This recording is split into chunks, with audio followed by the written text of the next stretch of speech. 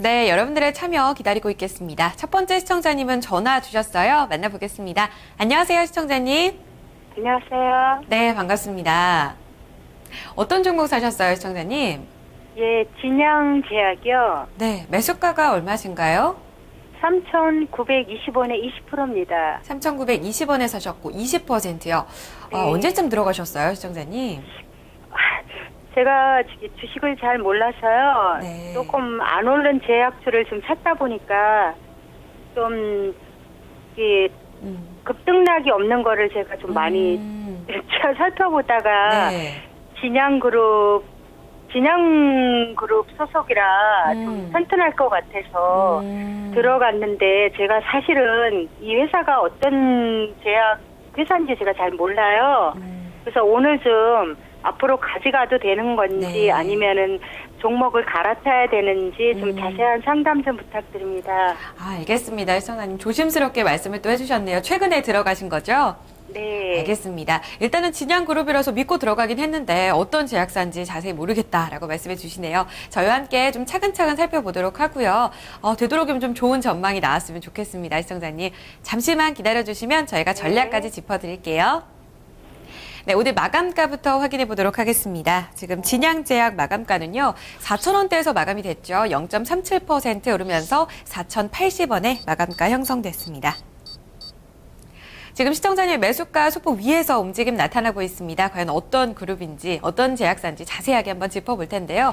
두 분의 의견부터 보도록 하겠습니다. 김봉만 전문가 과연 이 진양제약 어떻게 평가하고 있을까요? 점수부터 보여주세요.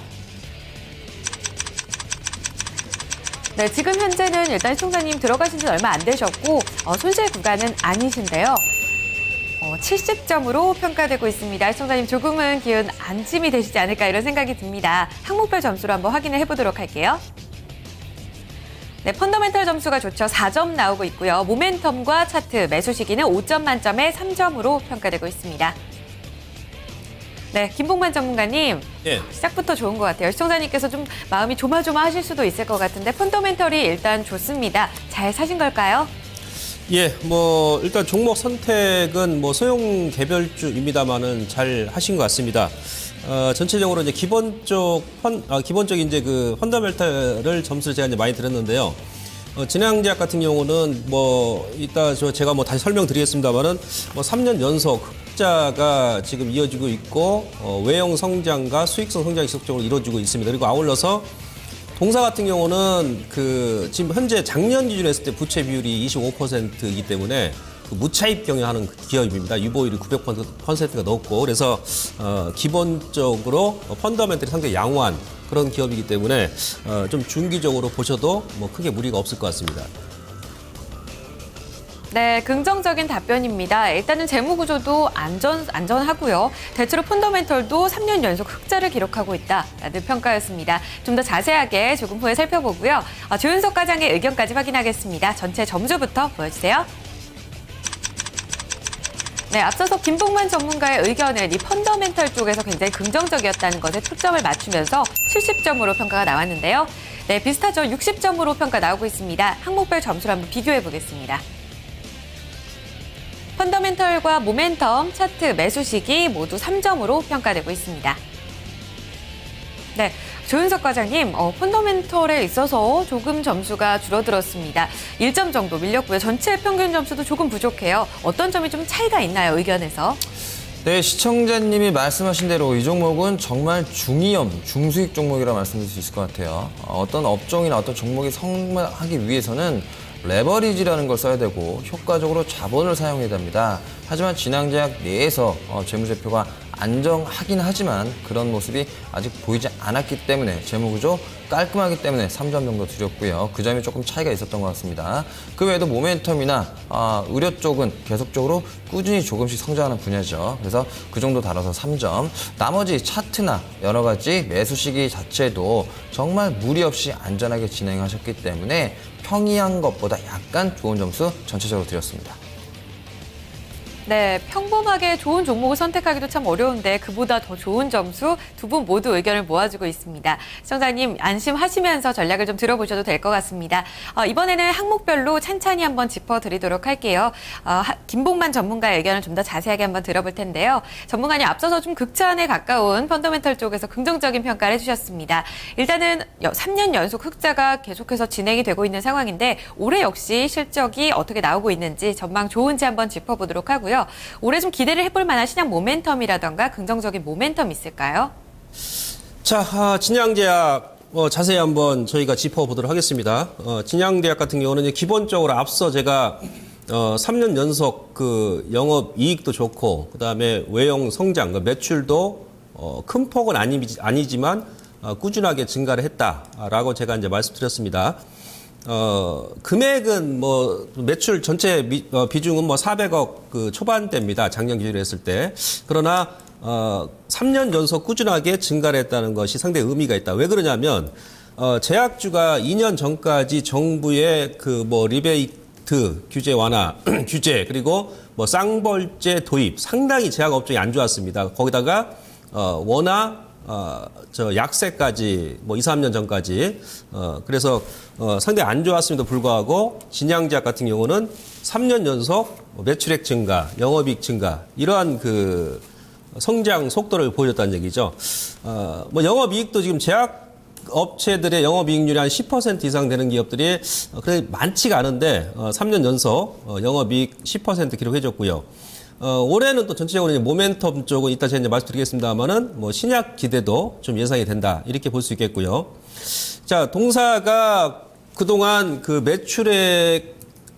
매출액하고 영업이익이 꾸준하게 증가했던 이유는 그 제품이 좀 다양화돼 있습니다. 다양화. 그래서 1차적으로 뭐 진양제약 같은 경우는 지금 뭐 그림 보시면 아시겠습니다만은 뭐 순환계 계통 쪽에 그 약품과 그다음에 이제 소화기 기관 쪽 그리고 뭐 항생 물질 뭐 이런 부분에 있어서 중추 신경계 뭐 용약까지 해가지고 전체적으로 제품 모델이 다양화돼 있기 때문에 어떤 그 업황의 불황을 그다지 안 받는다 이런 것이 뭐 진양제약의 장점이다 이렇게 볼 수 있겠고요.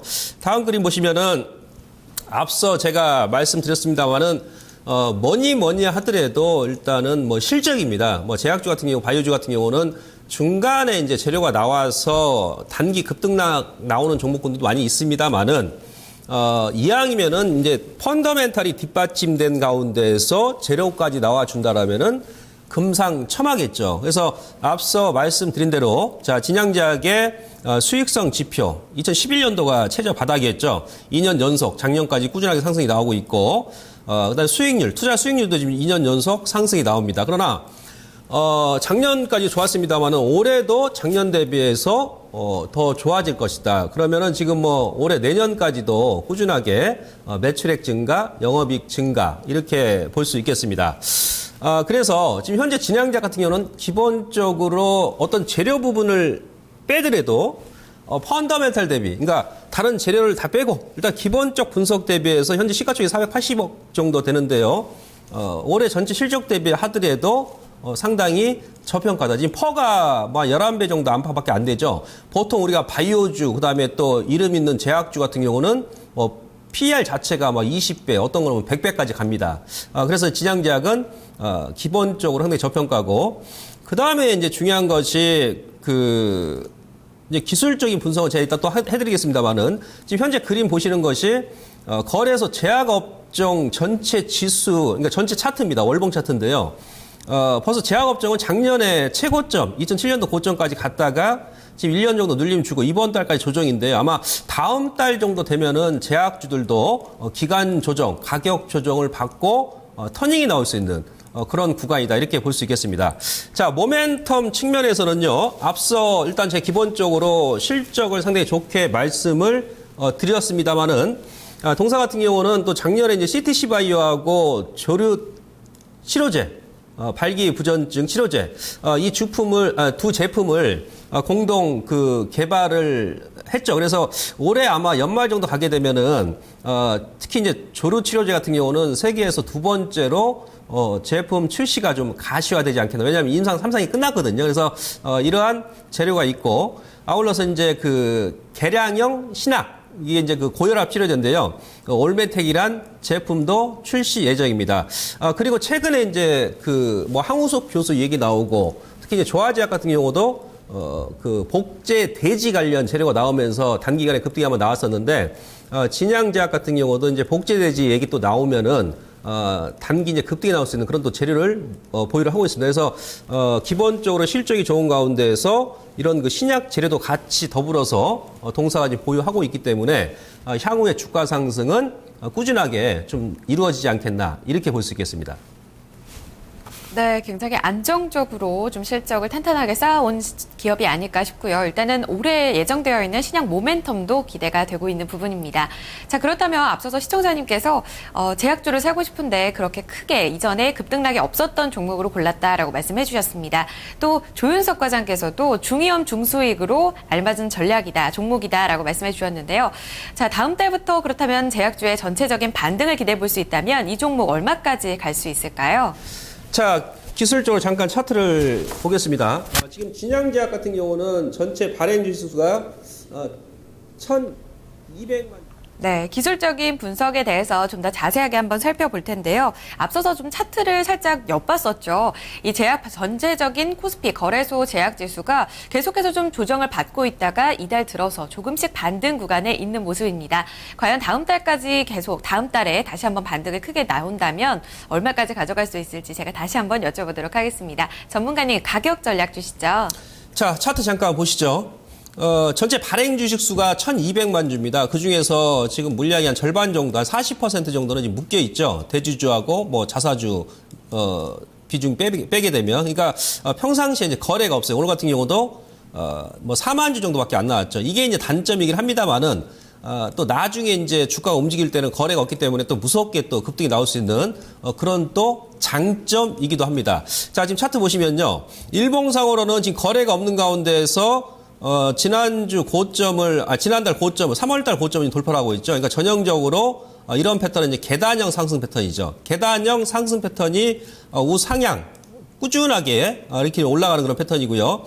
현재는 가격적으로 2013년도 5월 달에 이 당시에 이제 거래가 좀 많이 추이가 됐습니다. 5월 달에 거의 뭐 바닥권에서 한 80만 주 가까이 추이가 됐는데 이 악성 매물을 좀 소화를 하고 있다. 이렇게 보시면 됩니다. 그래서 일봉상으로 본다라면은 뭐 전체적으로 크게 무리가 없고요.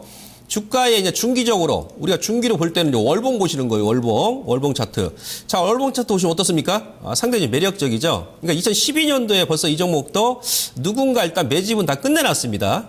아시겠죠? 그래서 지금 월봉 보시면은 중장기적으로도 2년 라운드형 쌍바닥을 찍고 지금 그 직전 고점까지 올라서고 있습니다. 그러니까 지금 이런 패턴은 5월 말 정도 가게 되면은 양봉으로 전환될 소지가 상당히 높다라는 얘기예요. 아시겠죠? 그래서 5월 말 아니면 다음 달까지 그대로 보유 가능하고요.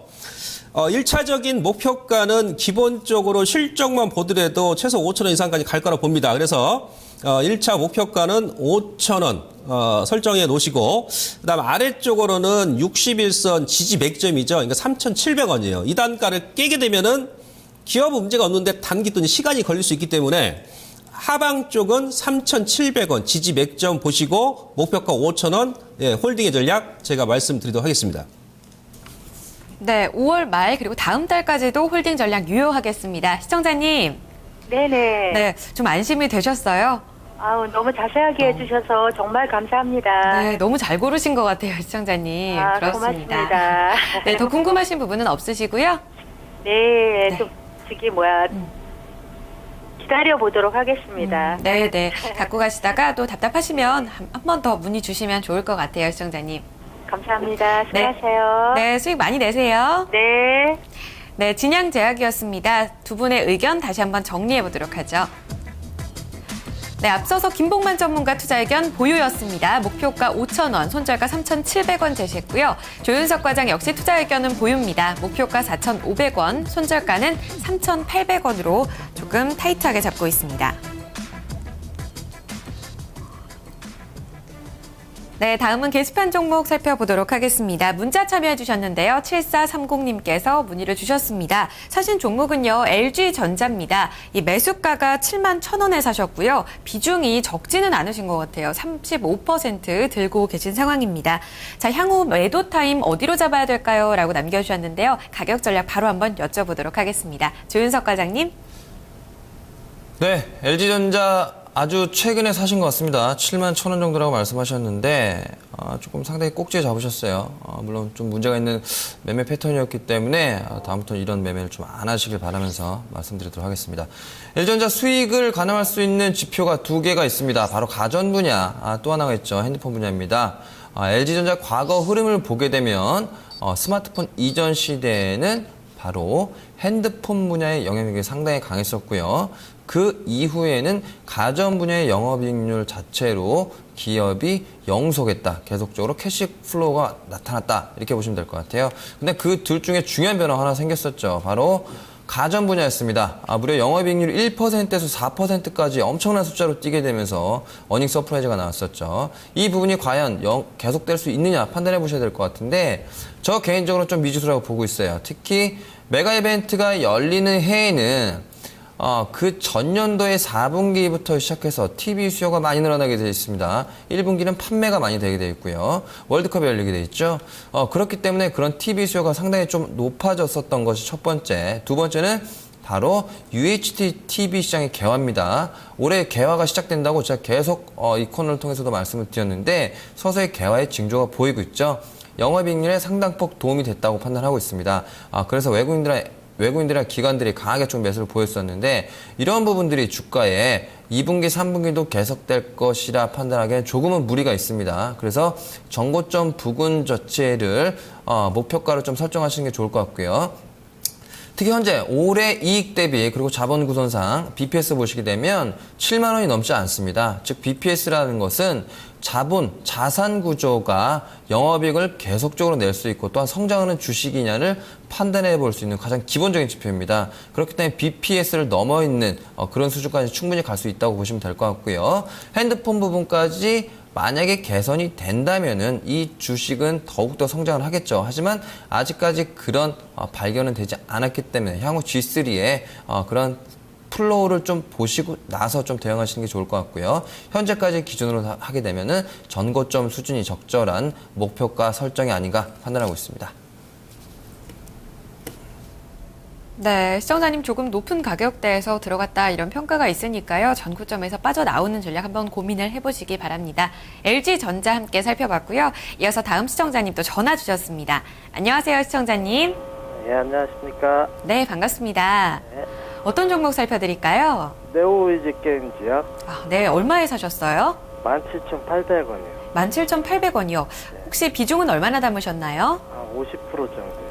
시청자님 비중 많이 담고 계시네요. 알겠습니다. 좀 오랜 기간 갖고 계셨어요? 한 2달 정도요. 2달 정도요. 그보다 더 오래 가져가실 의향이셨나요? 네, 저는 아직도 계속 가져갈 생각인데 네네. 계속 너무 빠지니까 네. 한번 여쭤보려고 전화를 드렸어요. 네, 잘 주셨어요. 일단 오늘 좀 반등이 나왔는데 추가적으로 좀 상승할 수 있을지 이런 부분 궁금하실 것 같아요. 네. 자세하게 한번 살펴보도록 하고요, 시청자님. 두 분 중에 어느 분께 여쭤볼까요? 지금 정확히 생각이 안 나요. 네, 저희 지금 조윤석 과장과 김봉만 전문가 함께합니다. 조윤석 과장님이요. 네, 알겠습니다. 과장님 받아주세요. 네, 안녕하십니까. 네오이즈 게임즈 조금 밀려서 좀 속상하셔서 전화하신 걸로 알고 있습니다. 한 가지 좀 먼저 여쭤볼 게 있는데요. 네오이즈 게임즈 선택하신 이유가 어떤 건지 좀 여쭤보고 싶네요. 솔직히 저도 잘 몰랐는데 그쪽 이제 증권사 쪽에서 추천을 해줬거든요. 그러니까 담당 직원이 추천을 해 주셔가지고 매수를 하셨다 이 말씀이신 거죠? 네. 예, 네오이즈 게임즈 우선 간단하게 우선 말씀드리겠습니다. 예전에 굉장히 환호를 받았던 종목이죠. 특히 크로스파이어나 여러 가지 게임 등이 해외에서 굉장히 좀 각광을 받았었고, 국내에서도 마찬가지로 PC방 점유율이라든지 여러 가지 매출이 굉장히 많이 나왔어요. 하지만 그런 것들이 흐지부지 되는 모습이었고요. 특히 크로스파이어 같은 FPS 게임 자체가 다른 게임에 지금 시기상으로 상당히 밀리는 모습이죠. 특히 올해는 아까 전에도 말씀드렸지만 스포츠, 특히 축구 같은 경우가 게임의 중심이 될 수 있는 가능성이 매우 높습니다. 그래서 조금 심리적으로 소외가 된다. 이렇게 기본적으로 아시면 될 것 같습니다. 그리고 그분이 어떻게 추천을 드렸는지 저 개인적으로는 좀 상상을 해봐야 될 것 같은데요. 아마도 저점 부근이다. 특히 게임주 중에서 못 올라간 주식들을 한번 골라봤지 않느냐, 이렇게 말씀드리고 싶은데요. 그 말은 맞습니다. 다른 게임주에 비해서 못 올라간 거 맞습니다. 그리고 저평가라고 하기는 그렇지만 조금 평가가 다른 게임보다는 조금 낮은 것도 사실이고요. 그렇다면 그런 이유에서 고른 건 맞습니다. 하지만 게임주의 모멘텀은 신작 게임이죠. 많은 분들이 조금 간과하시는 것이 있는데, 모든 게임주, 대형주건 소형주건 온라인이건 모바일이건 마찬가지입니다. 신작 게임의 기대감, 그리고 신작 게임의 흥행으로서 주가가 판명이 되는 것이 지금 기존에 가지고 있던 게임 자체만으로 주가를 설명하기에는 게임주는 상당히 힘들다. 우선 이런 기본적인 게임주의 흐름 특성을 아셔야 될 것 같습니다. 아주 비근한 예를 들어서 NC소프트 보십시오. 지금도 리니지에 대한 수익이 엄청나게 나오고 있습니다. 이벤트 한번 하게 되면 상당히 많은 폭의 이익이 리니지에서 나오고 있는데요. 그런 거에도 불구하고 NC소프트가 못 가는 것은 신규 게임 자체에 대한 것 기대감이 상당히 조금 많이 다운이 됐다. 그 흥행도 지금 조금 낮아진 상태다. 그렇기 때문에 주목을 못 받는 겁니다. 네오이즈 게임즈도 마찬가지죠. 지금 신작 게임이 나오고 있지 않는 상태예요. 잘하면은 올해 말에 아니면 내년 초에 나올 게임들이 되긴 하고 있습니다. 하지만 그 게임들에 대한 기대치가 언제쯤 나올 것이냐고 판단을 해보면 지금은 아직 때가 아니다 라고 기본적으로 말씀드릴 수 있을 것 같고요. 그 이외에도 게임주 많이 올라가고 있습니다. 그렇다면 펀드, 특히 국내에서 게임주를 사는 펀드가 있다고 가정을 하죠. 그렇다면 그 게임 펀드가 게임 한 종목만 사진 않죠. 여러 가지 게임 주식들 전부를 바스켓으로 담아서 사게 됩니다. 일정한 비율대로 나눠서요. 그렇다면 그런 것들이 네오이즈 게임즈에서도 수급으로 투영이 될 수 있죠. 즉 소폭의 미약한 반등이 나올 수 있다는 겁니다. 그래서 그 기회를 이용해서 오히려 저는 조금 매도를 하시면서 다른 게임에 조금 관심을 가지셨으면 좋을 것 같습니다. 네, 시청자님. 네. 전략을 좀 살펴봤는데요. 도움이 좀 되셨어요? 그러면 이게 제가 손절을 만약에 하면은 손절가가 얼마 정도나 될 것 같아요? 그게 좀 궁금하거든요. 네, 손절도 좀 고민을 해보시고 계신 것 같아요. 과장님, 손절 가격은 얼마로 설정해두면 좋을까요? 네, 좀 안타깝지만 손절을 우선 하시고 다른 종목에서 만회하시는 게 더 적절한 방법이라고 다시 한번 말씀드리겠습니다. 자, 네오이즈 게임즈 지금 비중이 50%시죠. 50%시기 때문에 가지고 계신 건 절반은 바로 손절하십시오. 이렇게 강하게 말씀드릴 수 있는 이유는 다른 게임주들 모멘텀 갖고 있는 종목들 상당히 지금 많이 나오고 있습니다. 또한 흥행에 대한 실적이 반영되는 종목들도 속속들이 나오고 있고요. 그렇기 때문에 그런 종목들 위주로 갈아타시게 되면 기본적으로 손절했던 그런 수익, 손해율 충분히 만회하실 수 있다고 생각하기 때문에 절반 정도는 바로 손절하라고 말씀드린 거고요. 자, 우선 차트 보시면서 그렇다면 반등이 어느 정도까지 나올 수 있나 한번 살펴보도록 하겠습니다. 지금 네오이즈 게임즈 일본 기준으로 한번 보시면요. 상당히 중요한 포인트가 없어요. 과거로 좀 돌려보면 일본 기준은 바로 이곳입니다. 이곳의 거래량이 상당히 많이 몰렸죠. 이 부분을 뚫기가 정말 어려워요. 왜냐하면 신작 모멘텀이 없기 때문입니다. 그렇다면 실적 부분에서 당연히 반영이 안 되기 때문이죠. 그러면 이거의 최대 가격을 손절가로 잡으시면 될 것 같아요.